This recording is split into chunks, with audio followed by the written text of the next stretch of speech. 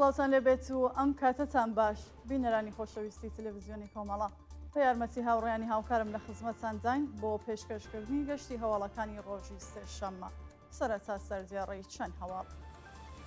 شەپۆلی دەست بە سەرکرانی هاوڵاتیان لە کوردستان، بەستەریکردنی هەستی حسێن پەناهی لە نەخۆشخانێکی ئەڵمان، ئازادکردنی سەدان بەندکراوی تەوانە کۆمەڵایەتیەکان لەلایەن موحسێن چاوشی، ناڕوونی چارەنووسی 11 دەست بە سەرکراو لە شارەکانی مەهاباد و سەرپۆڵی زەهاو، خۆپێشاندانی خەڵکی ڕەقا دژ بە دەوڵەتی تورکیا، کۆبوونەوەی کرێکارانی ئەرکان سالز لە پایان نەوتیەکانی بەندەر ماهشەر، ناڕزایەتی ماڵدزراوانی شرکەتی ئازیکۆ لە تاران، پیانەدەستان و برینداربوونی 5 کرێکار بەهۆی نەبوونی منی شوێنی کار، ڕاگوێزرانی شەریفە محەممەدی بۆ نەخۆشخانەی دەرەوەی زیندان و مانگرتن لە خواردنی بەندکراوێکی سیاسی لە زیندانی زاهیدان.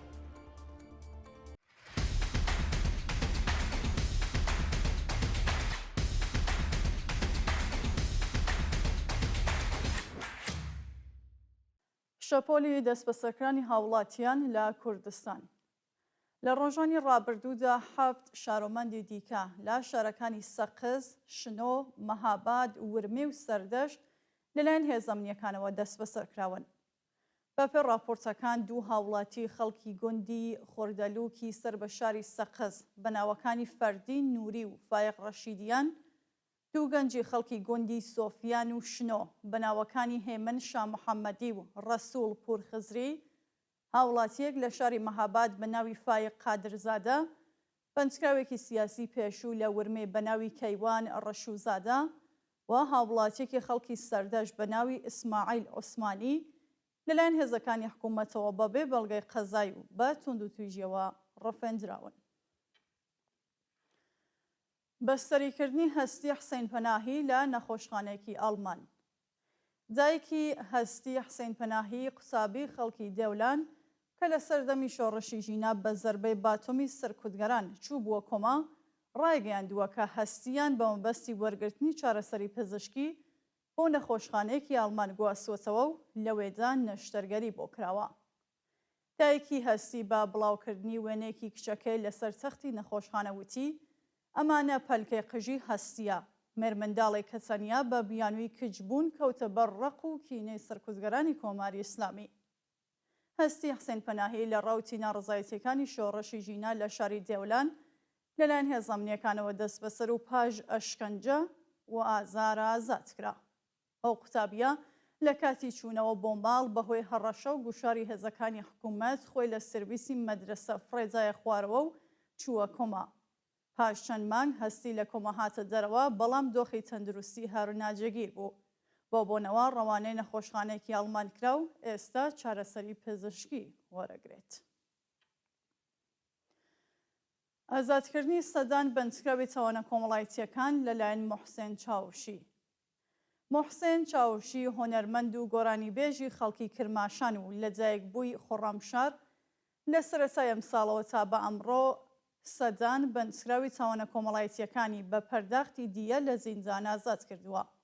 موحسێن چاوشی یەکێک لە هۆنەرمەندە خۆشناوەکانی کوردستان و ئێرانە کە لایەنگرێکی زۆری هەیە و هەموو ساڵێک بە یارمەتی دۆستانی پارە بۆ ڕزگارکردنی بەندکراوانی مەحکوم بە ئیعدام و پەرداختی دیە کۆ دەکاتەوە. هەر ساڵ سەدان بەندکراو بە یارمەتی ئەو هۆنەرمەندە مرۆڤ دۆستە و لایەنگرەکانی لە زیندان ڕزگار دەکرێن و دەگەڕێنەوە ئامێزی بنەماڵەکانیان. ڕێکخراوە مەدەنیەکانی نێو کوردستان و ئێران لە پەیامێکدا ڕێز و پێزانینی خۆیان ئاراستەی موحسێن چاوشی کردووە و هیوایان خواستووە نمونەی وەکو ئەو هۆنەرمەندە لە کۆمەلگادا زۆر بێت. ناڕوونی چارەنووسی 11 دەست بە سەرکراو لە شارەکانی مەهاباد و سەرپۆڵی زەهاو. لە ڕۆژانی ڕابردوودا 9 شارۆمەندی خەڵکی سەرپۆڵی زەهاو و 2 برای خەڵکی مەهاباد لەلایەن هێزە ئەمنیەکانەوە دەست بەسەر و چارەنووسیان بە ناڕوونی ماوەتەوە. ناسناوی ئەو 9 هاوڵاتیە خەڵکی سەرپۆڵی زەهاو بریتیە لە هێمن پاڵانی، پویا دلجوو، ئاریام ئەحمەدی، پەیام ڕەنجبەر، ئەیمەن سەفایی، ئومێد ساڵحی، یوسف ڕەنجبەر و خالد کەمەری. هەروەها ناسناوی دوو برای خەڵکی مەهاباد کە لە مانگی سەرماوەزدا ڕفێنراون بریتیە لە ڕێبوار و ئەیوب ڕەسووڵی. جێگای ئاماژەیەەکە بە دوواداچوونی بنەماڵەی ئەو 11 هاوڵاتیە تا بە ئەمڕۆ ئاکامێکی نەبووە و زانیاریەک لەسەر هۆکاری بەندکران و شوێنی ڕاگیرانیان لە بەردەستانیە. خۆپێشاندانی خەڵکی ڕەقا دژ بە دەوڵەتی تورکیا. ڕۆژی دووشەممە دەی بەفرامبەر سەدان دانیشتووی شاری ڕەقا لە ڕۆژاوای کوردستان دژ بە هێرشی ئەرتەشی تورکیا و هەڕەشەی بەرپرسانیە وڵاتە ڕژانە سەر شقام و پشتیوانی خۆیان لە هێزەکانی سووریای دموکراتیک ڕاگەیاند. بەشداربوونی ئەو ڕێپێوانە بە بەدەستەوەگرتنی ئاڵای سووریای نوێ و ڕۆژاوای کوردستان دژ بە دەوڵەتی تورکیا دروشمیان بەرز کردەوە و خوازیاری ڕاگررتنی هێرشەکانی تورکیا و گروپە جیهادیەکانی سەر بە وڵاتە بۆ سەر ڕۆژاوای کوردستان بوون. هاوکات خەڵکی باکووری کوردستان بۆ چەندەمین ڕۆژی بەردەوام لە سنووری کۆبانی مانیان گرت و خوازیاری کۆچای هێنان بە شەڕ و دابینکردنی ئاشتی و ئارامی بوون. کۆبوونەوەی کرێکارانی ئەرکان سالێز لە پایانە نەوتیەکانی بەندەر ماهشار. ڕۆژی دووشەممە دەی بەفرامبەر کرێکارانی ئەرکان سالێز شاغەڵ لە پایانە نەوتیەکانی بەندەر ماهشەر بۆ دووهەمین ڕۆژی بەردەوام دژ بە نەزانی جاخوازیەکانیان کۆبوونەوە.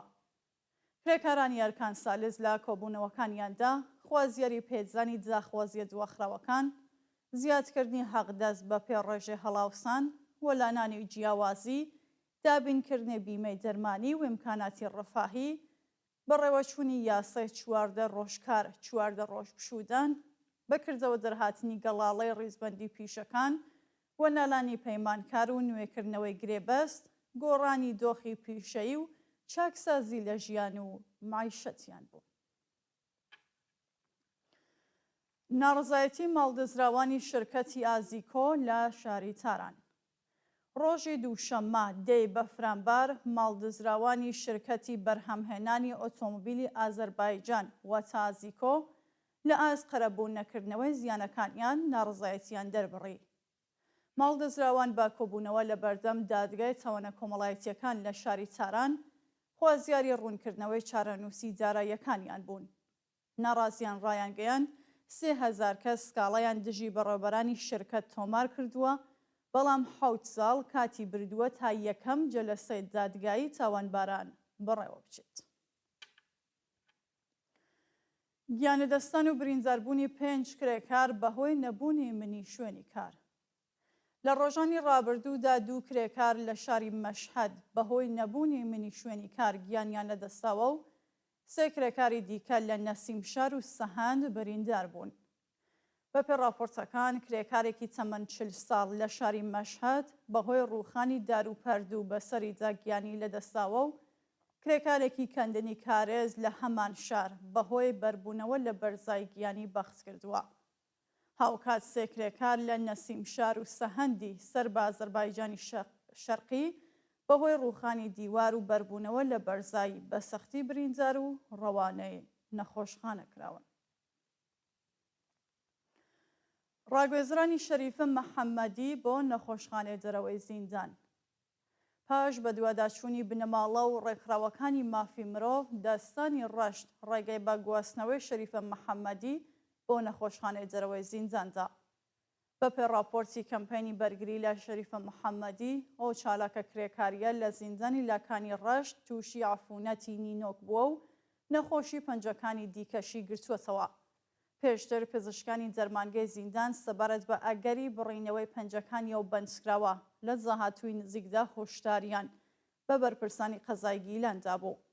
پاژماوەیەکی زۆر هەوڵ و تەقاڵەیە چالاکانی مافی مرۆڤ و بنەماڵەی شەریفە بە سەرنجام گەیشت و ئەو بەندکراوە ڕۆژی ڕابردوو ڕەوانەی نەخۆشخانەی دەرەوەی زیندان کرا. بە وتەی چالاکانی مەدەنی بەندی ژنانی زیندانی لاکانی ڕەش ئیمکاناتی ڕەفاهی و بێهداشتی نییە و بەرپرسانی زیندان لە جیاتی دابینکردنی ئیمکانات بەندکراوانی نەخۆش لە دەستڕاگەیشتن بە دەرمان بێبەش دەکەن. مانگرتن لە خواردنی بەندکراوێکی سیاسی لە زیندانی زاهیدان. ڕۆژی دەی بەفرامباری 1403 شەیدای هەمەدانی شاعر و بەنجکراوی سیاسی لە نەڕزایەتی بە گواستنەوەی بۆ بەندی نوێی ئەمنیەتی زیندانی زاهیدان مانی لە خواردن گرت. شەیدای هەمەدانی لە ساڵی 1400 بە تۆمەتی ئاگردانی وێنەی خامنەئی و بێڕێزی بە ئیسلام و بەرپرسانی حکوومەت دەست بەسەر و بۆ ماوەیەکی زۆر بێسەر و شوێن کرا. ئەو بەندکراوە سیاسیە بە دوای بڵاوکردنی هەڵبەستی شەوی یەلدا ڕەوانەی ژووری تاکە کەسی و لەوەیەوە بۆ بەندی نوێی ئەمنیەتی زیندانی زاهیدان ڕەوانە کرا. ئەو هونەرمەندە ئازادی خوازە پێشتریش بارودۆخی خراپی بەندکراوانی لە ڕێگەی وتنی شێعرەوە بۆ ڕایگشتی و ڕێکخراوەکانی مافی مرۆڤ ئاشکرا کردبوو. خۆپێشاندانی خەڵکی یەمان دژ بە دەسەڵاتی حوسیەکان. ڕۆژی دووشەممە دەی بەفرانبار کۆمەڵێک لە دانیشتوانی ناوچەی تیس لە شاری تەعزیری یەمەن دژ بە دەسەڵاتی حوسیەکان ڕژانە سەرشەقام و خۆپێشاندانیان کرد. بەپێ راپۆرتی ئەلعەرەبیە شارۆمەندانی یەمەنی لە دەست گەندەڵی و جنایەتەکانی حوسیەکان وەزاڵە هاتوون و داوای ڕووخانی حکوومەتەکەیان دەکەن. دابین نەکردنی ئیمکاناتی ڕەفاهی دەرمانی و پەروەردە لەلایەن حوسیەکان، گەندەڵی، مەحاکمەی سەحرایی دژبەرەکان، بێکاری و دۆخی خراپی یابووری، هەروەها دەستدرێژی بۆ سەرژنان لەلایەن ئەو گروپە خەڵکی وەزاڵە هاوردووە و داوای مەحاکمەی تاوانباران دەکەن. دووە هەواڵ هۆشداری ڕێکخراوەکانی مافی مرۆڤ سەبارەت بە دۆخی خراپی ژنان و منداڵان لە غەزە. بەپێ و وێنانێ لە سۆرە کۆمەڵایەتیەکان بڵاو کراوەتەوە سەدان منداڵ و ژنی گەنج لە باشووری غەزە لە ڕیزدا وەستاون و بە چاوانی پڕ لە ئاو چاوەڕێ وەرگرتنی خۆراکەن. ڕۆژی ڕابردوو ڕێکخراوی جیهانی بێهداشت یونیسف و ڕێکخراوی جیهانی خۆراک سەبارەت بە ڕوودانی کارەساتی مرۆیی لە کەرتی غەزە بەهۆی کەم خۆراکی و بێبەشبوون لە ئیمکاناتی بێهداشتی و دەرمانی هۆشداریان بە دەوڵەتی ئیسرائیل و کۆمەڵگەی جیهانی دابوو، بەڵام دەوڵەتی نێتانیاهوو ڕێگەی لە گەیشتنی یارمەتە مرۆیەکان بۆ باکوور و باشووری غەزە گرتووە و تا بە ئەمڕۆ چەندین منداڵ بەهۆی سەرما و کەم خۆراکیەوە گیانیان لەدەستداوە. بینەرانی خۆشەویست، هەواڵەکانتان پێشکەشکرا، هەر شاد و ئاسوودە.